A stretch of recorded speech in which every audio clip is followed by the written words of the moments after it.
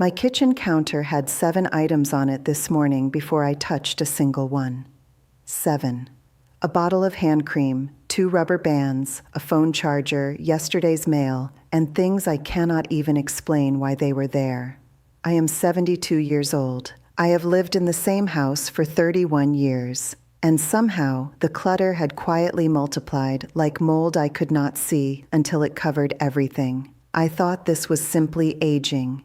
Things accumulate, life accumulates. You stop noticing. Then I tried 15 Japanese decluttering habits for 1 week. Not cleaning habits, decluttering habits. The difference matters enormously, and I will explain exactly why in a moment. But first, let me tell you what happened by day 3. I sat down in my own living room and cried, not from stress, from relief, because for the first time in years, I could breathe inside my own home. That is what I want for you. So let us move quickly. No wasted time. 15 habits, 1 week. Here is everything. Why decluttering is not the same as cleaning. Most people clean. Very few people declutter. And that distinction is the entire reason some homes feel peaceful and others feel like a waiting room nobody designed properly. Cleaning removes dirt. Decluttering removes decisions. Every object in your home that does not have a clear, permanent, logical home forces your brain to make a micro-decision every single time you see it. Where does this go? Should I keep it? Will I use it?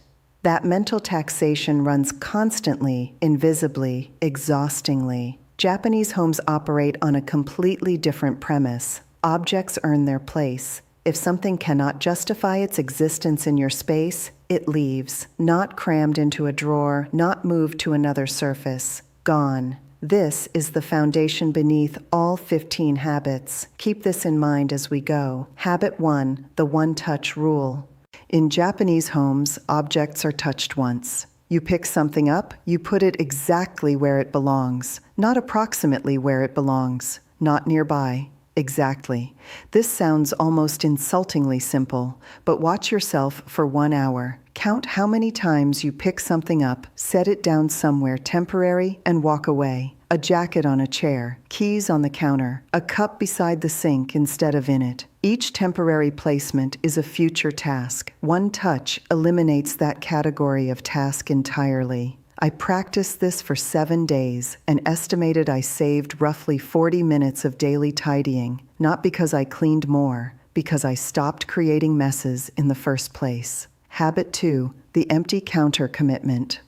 Japanese kitchen counters hold almost nothing permanently. A kettle, perhaps 1 wooden utensil holder. Everything else lives inside a cabinet or drawer with a specific address. My counter had become a landing strip for everything that entered my kitchen without a destination. I cleared it completely on day 1. Every item either found a proper home inside a cabinet or went into a donation box. The psychological effect was immediate and genuinely startling. I walked into my kitchen the following morning and felt a sensation I can only describe as spaciousness inside my chest. Not in the room, inside me. Your visual environment communicates directly with your nervous system. A cluttered counter tells your brain the work is never done. An empty counter tells it the work is complete. Habit 3, motenai, the grief of waste. Motenai is a Japanese concept with no precise English equivalent. It describes the feeling of regret over waste, the sense that an object's potential has been squandered. It is not guilt. It is something more like grief, quiet and respectful.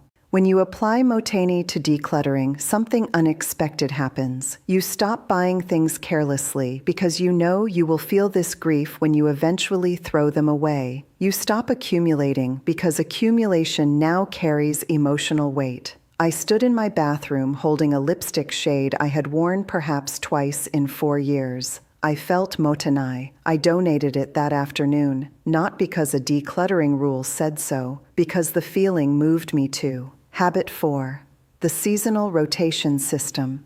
Japanese homes use dedicated seasonal storage with strict discipline. Summer items are stored completely when autumn arrives. Winter items are stored completely when spring comes. Nothing from the wrong season occupies living space. I had summer cardigans hanging beside winter coats, beach towels folded with bath towels, birthday candles sharing a drawer with Christmas ribbon. The resulting confusion meant I could never find anything, and everything felt equally urgent, equally present, equally cluttering my awareness.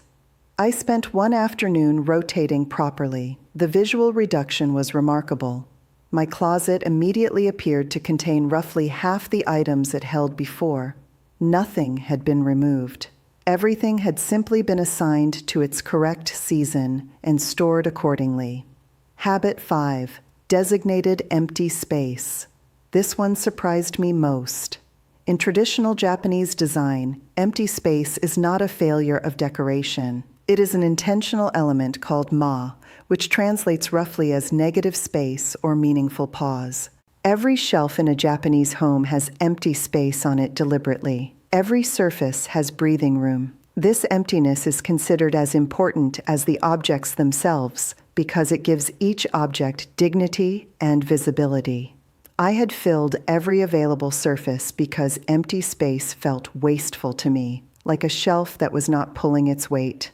I cleared 40% of what sat on my bookshelves. Some items were donated, some were properly stored. And the remaining books, the ones I actually love, suddenly looked intentional, curated, worthy of attention. Empty space is not wasted space. Empty space is rest for your eyes and your mind. Habit 6. The paper elimination practice. Paper was my particular weakness. Receipts, instruction manuals, expired coupons, birthday cards from 7 years ago, newspaper clippings I intended to read, newsletters from organizations I no longer remember joining.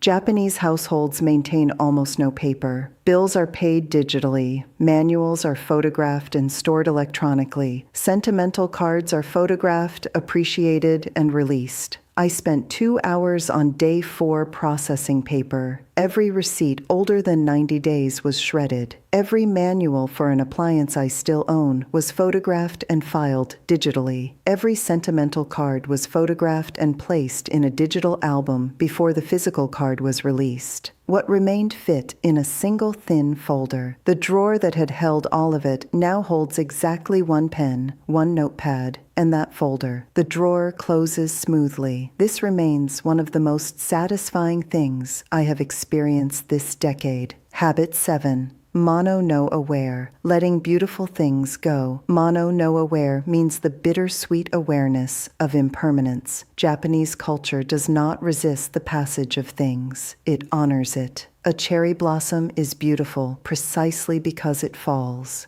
This philosophy applied to decluttering means you can appreciate something deeply, love it even, and still release it when its time in your life has passed. The object served you. You honor that service by passing it forward rather than trapping it in a drawer where it serves no one. I held a silk scarf my mother had given me 25 years ago.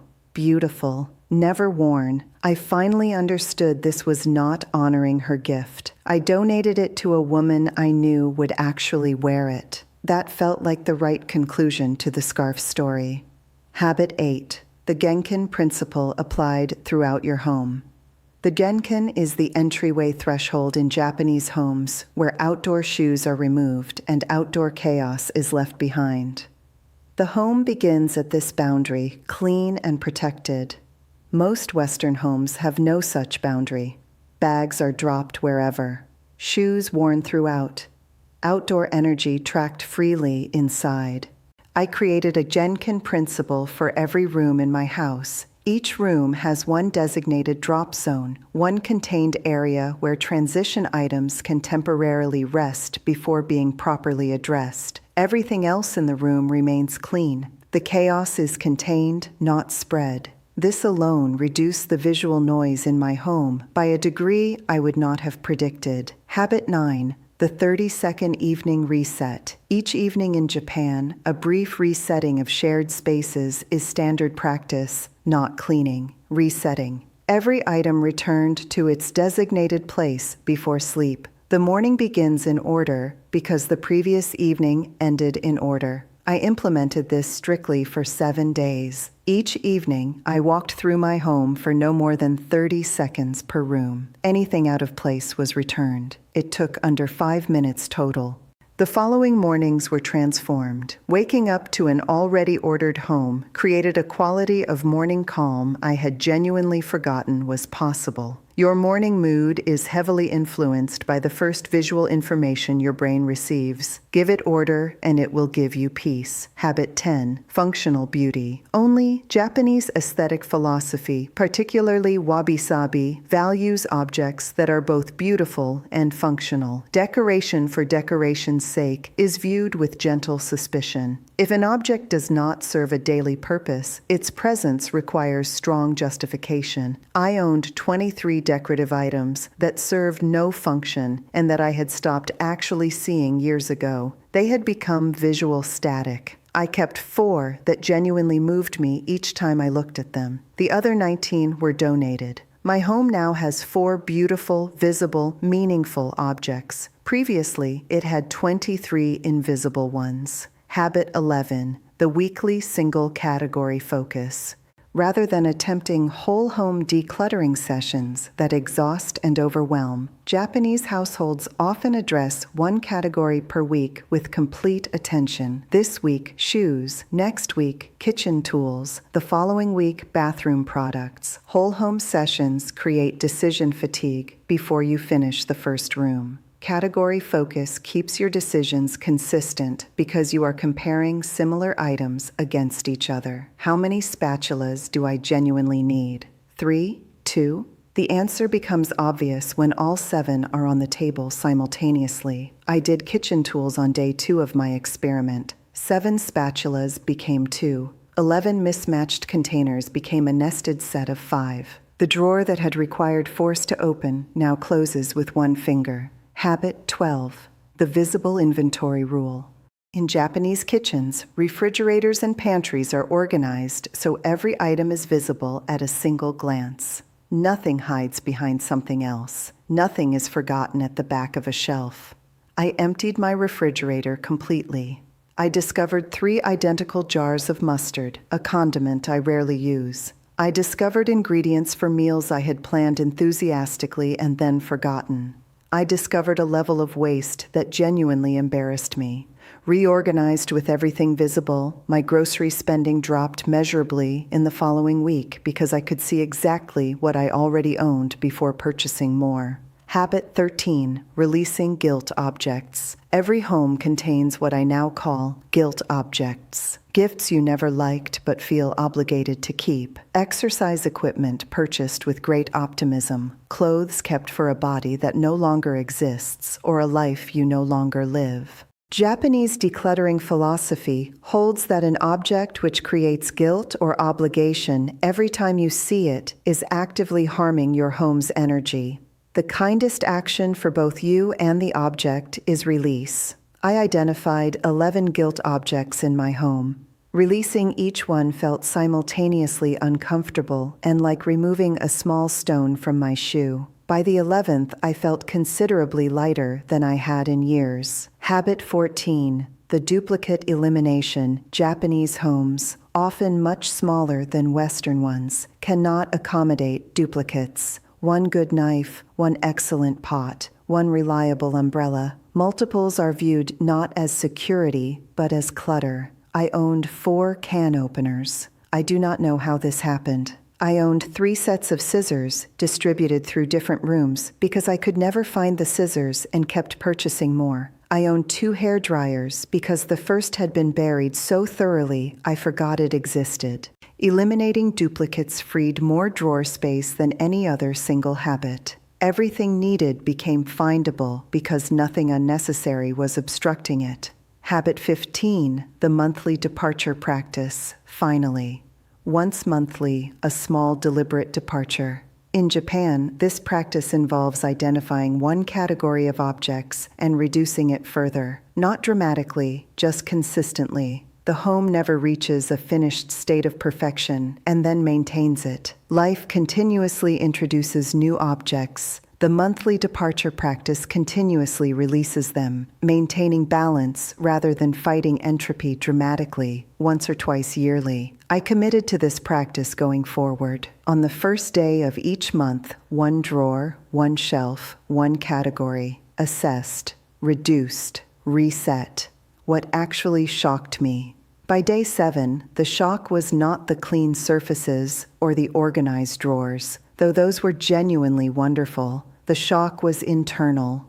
I felt less anxious, measurably, noticeably less anxious. I had not connected my ambient anxiety to my cluttered environment until the environment changed and the anxiety did not follow. A home that demands nothing from you, that holds no unfinished business, no unsorted paper, no guilt objects silently accusing you from shelves, is a home that genuinely rests you. I had not been resting inside my own home for years without realizing it. 72 years. It took 15 Japanese decluttering habits practiced for 1 week to show me that the heaviness I had attributed to age was partly, significantly, the weight of accumulated objects I did not need and a home that had quietly stopped supporting me. Start with one habit, just one, this week. See what shifts. You may not be ready for what happens either.